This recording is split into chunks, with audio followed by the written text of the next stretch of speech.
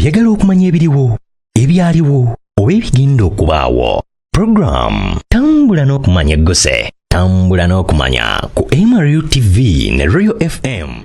Kwaniriza ku programu yaffe tambula n'okumanya wano ku MRU TV nange Namiggo omuweereza wa programu eno. Olunaku olw'olwaleero nkuleetedde engeri ebyobuyonjo bwe bitambula ku kyalo Nsambya ekisangibwa mu Makindye, Kampala. Wano ku Kampala wakati ebyobuyonjo byetooloolera ku ngeri kasasiro gy'akuumibwamu oba engeri kasasiro gye yeerindibwamu okusobola obutasaasaana buli wamu ekireetera obukyafu mu kitundu. Ebyobuyonjo bitambulira ne ku ntambula y'amazzi amakyafu agayiibwa mu myala, embeera y'emyala awamu ne kabuyonjo.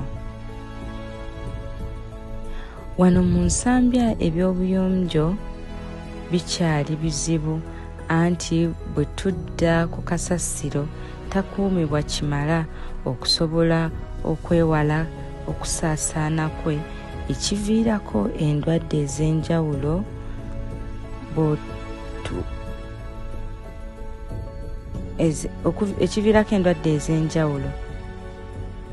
Bwe tutunuulira ekyalo Nsambya naddala wansi mu Gotteko, kasasiro kookomye eriiso anti abatuuze beesuulirayo gwa naggamba, olwo kasasiro ne basuula buli we basanze.